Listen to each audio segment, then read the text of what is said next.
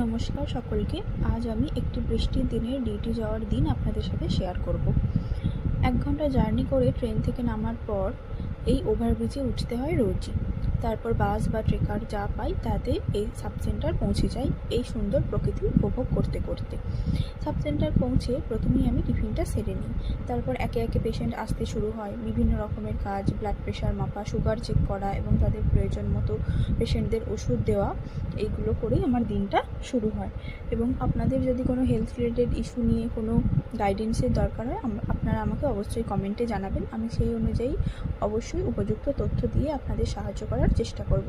ভিডিওটা ভালো লাগলে share, like, comment and subscribe করবেন। থ্যাংক